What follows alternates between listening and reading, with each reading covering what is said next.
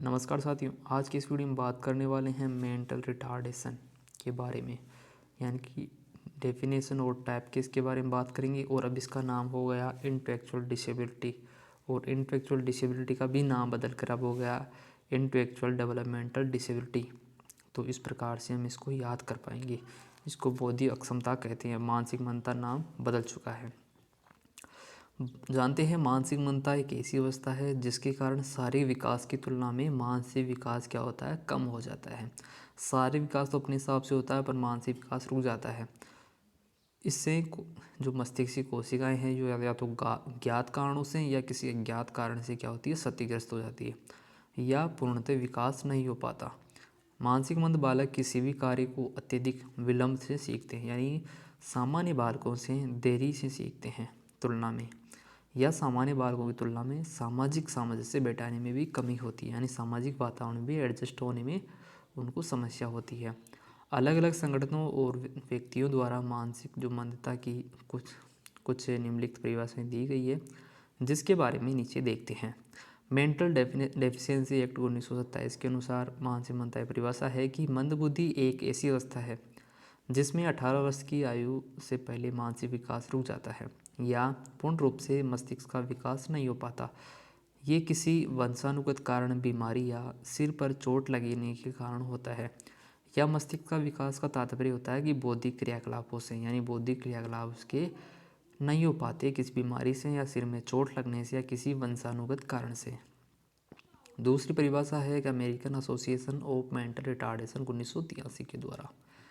इसके अनुसार मानसिक मंदता का तात्पर्य है कि सामान्य बौद्धिक क्रियाकलाप क्रियाशीलता के औसत स्तर में अर्थपूर्ण कमी होती है, जिसके परिणाम स्वरूप अनुकूल व्यवहार में क्षति होती है तथा वह विकास की अवधि के दौरान अभिव्यक्त होता है।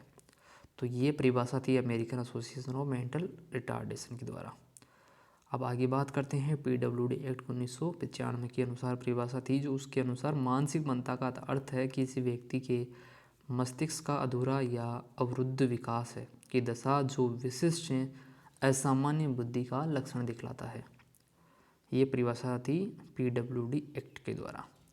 अब बात करते हैं American association of mental retardation 2002 की परिभाषा नई आई थी। उसके अनुसार है कि मानसिक मंदता एक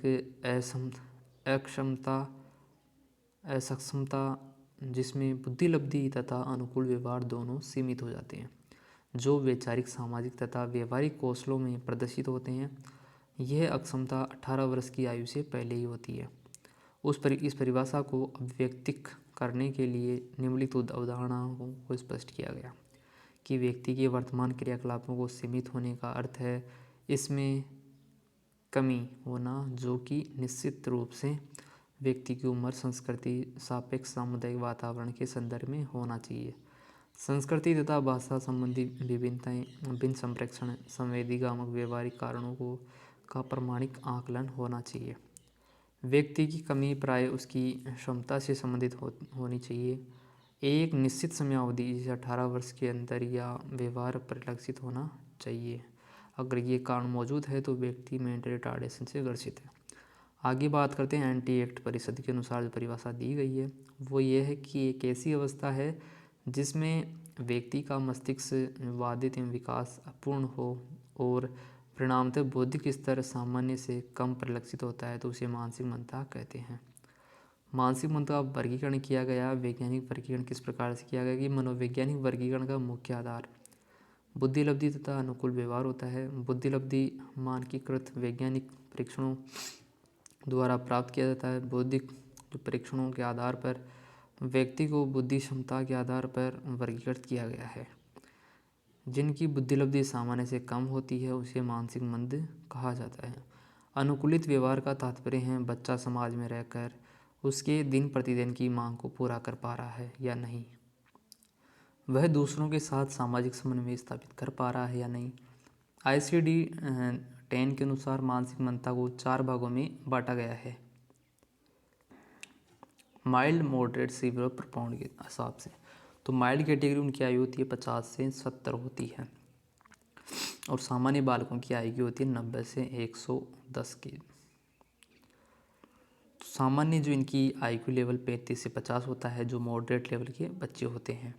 गंभीर जो सीवियर बच्चे होते हैं उनकी आईक्यू होते हैं 20 से 35 वर्ष, और अति गंभीर होते हैं उनके 20 से कम होती है। ऐसे याद कर सकते हैं हम, 20 से कम, 20 से 35, 35 से 70, 50, 50 से 70 और 70 से 80 जो होते हैं बॉर्डर लाइन वाले होते हैं, और 90 से होते हैं अपने 110 होते हैं सामान्य बच्चे।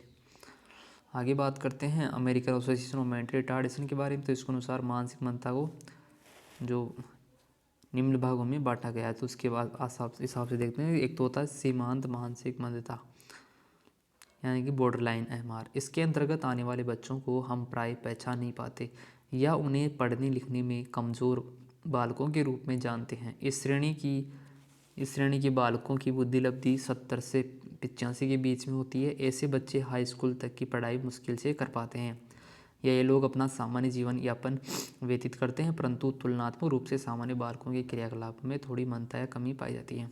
अति गंभीर होते हैं जो माइल्ड कैटेगरी के बच्चे होते हैं, उनका आईक्यू लेवल होता है 50 से 70 के बीच में। तो ऐसे बच्चों की शारीरिक आयु चाहे जो भी हो, लेकिन मानसिक आयु 8 से 10 वर्ष के बच्चे जितनी होती है। इन बच्चों में सामान्य बालकों की अपेक्षा थोड़ी कमी पाई जाती है। ऐसे बालक 5वीं कक्षा तक मुश्किल से पढ़ पाते हैं। सामाजिक कौशल, क्रियाकलाप, शिक्षण कौशल, गामक कौशल, दैनिक क्रियाकलाप इत्यादि में ये पूर्णतः आत्मनिर्भर होते हैं। ऐसे बालकों को व्यवसाय प्रशिक्षण के द्वारा आत्मनिर्भर बनाया जा सकता है। जो अल्प मानसिक मंद बच्चे होते हैं, इनकी आयु 35 से 50 के बीच में होती है।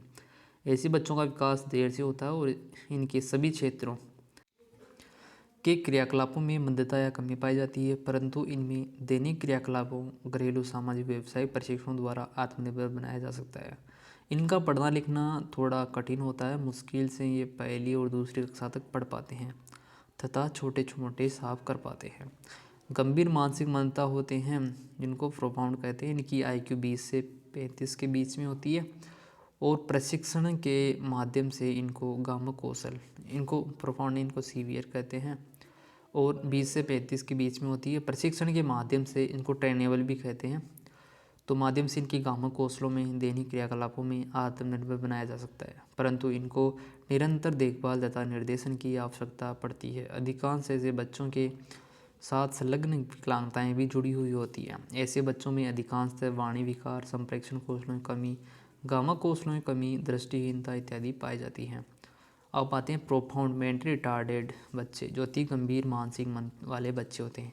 ऐसे बच्चों का आईक्यू लेवल कितना होता है? 20 से कम होता है और उसे हमेशा देखभाल की आवश्यकता पड़ती है। ये अपने दैनिक क्रियाकलाप भी दूसरों पर निर्भर होते हैं। इन्हें हमेशा गामक प्रशिक्षण, फिजियोथेरेपिस्ट, गामक प्रशिक्षण तथा जो चिकित्सक सुविधाओं की आवश्यकता पड़ती है।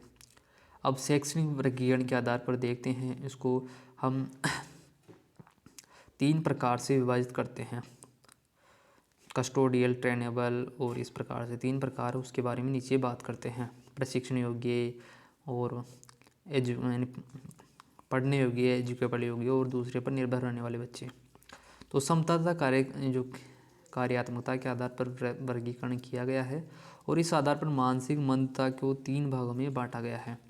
पहला था शिक्षणीय मानसिक मंदता वाले बच्चे, यानी एजुकेबल बंदे होते हैं।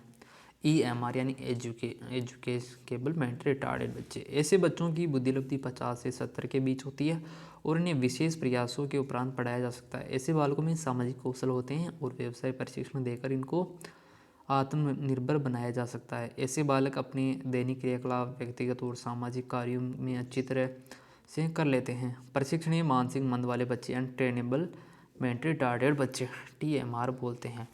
इनकी बुद्धि लब्धि 35 से 50 के बीच में होती है और प्रशिक्षण के माध्यम से इनको व्यवसायिक क्रियाकलापों के लिए तैयार किया जा सकता है। इनकी पढ़ने की क्षमता 1 से दूसरी कक्षा तक की होती है और ये लोग अपना नाम, पता पढ़ लिख सकते हैं। इनको अधिक शैक्षणिक क्षमता इनको नहीं पाई जाती, इसलिए ऐसे बालकों के व्यवसायिक प्रशिक्षण पर ज़्यादा बल दिया जाता है। इनको सामाजिक समायोजन की भी सीमा तक यानी कम पाई जाती है, सामाजिक एडजस्टमेंट। अब आते हैं अभिरक्षणीय मानसिक मंद वाले बच्चे, तो इनको कस्टोडियल मेंटल रिटार्डेड बच्चे कहते हैं। ऐसे बच्चों का आईक्यू लेवल यानी कस्टोडियल 35 से नीचे होता है। ऐसे बालकों को हमेशा विशेष देखभाल की आवश्यकता पड़ती है। ऐसे बालकों में शारीरिक अक्षमताएं तथा संवेदी अक्षमताएं पाई जाती हैं। ऐसे बालक विभिन्न तरह के उपकरणों के माध्यम से ही प्रशिक्षित हो पाते हैं। प्रशिक्षण के बाद भी ऐसे बालक आजीवन दूसरे पर निर्भर रहते हैं। तो हमने मेंटल रिटार्डेड के बारे में पूरी जानकारी ली है, इसकी परिभाषा क्या है, इसका किस प्रकार से वर्गीकरण किया गया है, और आगे हम बात करेंगे न्यूरोमस्कुलर डिस्ट्रोफी, जिसके बारे में बात करेंगे, इसकी परिभाषा और टाइप्स के बारे में अगले वीडियो में बात करेंगे। ये है अपना 2.3 हमने किया है mental retarded definition and type. I hope कि आपको अच्छा लगा तो वीडियो को लाइक करें और चैनल को सब्सक्राइब नहीं किया तो सब्सक्राइब करें। धन्यवाद।